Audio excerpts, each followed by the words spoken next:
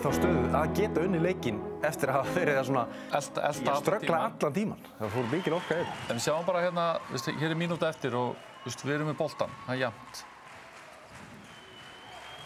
Já, þannig þeir líka að gera klókt, þær alltaf að plúsa á Erik Klöru eða... Þeir fóru og tóku halva forvarð eins, þetta kemst hún gegn Dana. Dana, þetta rosalegt. Þetta alltaf... Mér sé að portugalski þjálfarinn hissa, sko. Það alltaf bara Guðs fegin, held ég, sko. Hann grip bara höfuð og þakkar held ég fyrir bara að hún hafi ekki hitt á markið. Þetta eins og segir, því að kemur hann inn aftur, í sóknina þarna undan og svo ódýrt vítakast.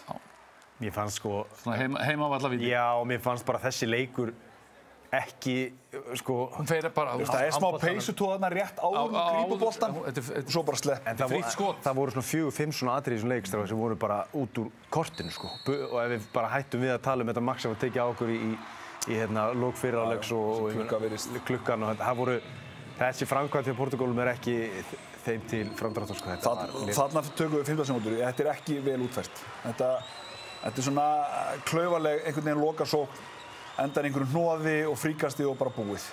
Það verður mjög auðvelt þarna því að það var alveg möguleiki að fara inn úr horninu. Já, og svo... Ná að stimpla það út. einhvern veginn. Já, það náttúrulega farið bara, við erum með hvað...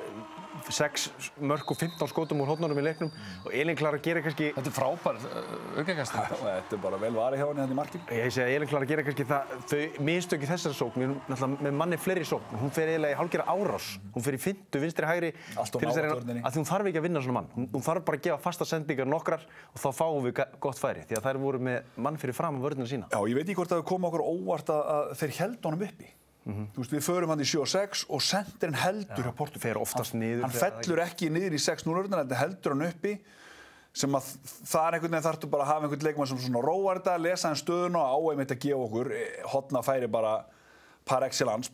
Þannig að vombrinn eru í þessum síðustu 15 sekúndum en auðvitað þetta klikki á Dönu sem hefði komið okkur einhvern veginn einu marki yfir rosalega. Það var náttúrulega ekki það sem fór með leikinn samt, sko. Nei, það var sénsinn okkar. En mér finnst þetta bætingu, svo segir, höndum milli verkefna og bara svona spiritið að, andinn í þessu, minna við erum bæta okkur klárlega varnarlega milli leikja sem kannski eðlilegt þegar liðið saman og næra að æfa meira og allt það. Þetta ekkert alveg farið, sko. Nei,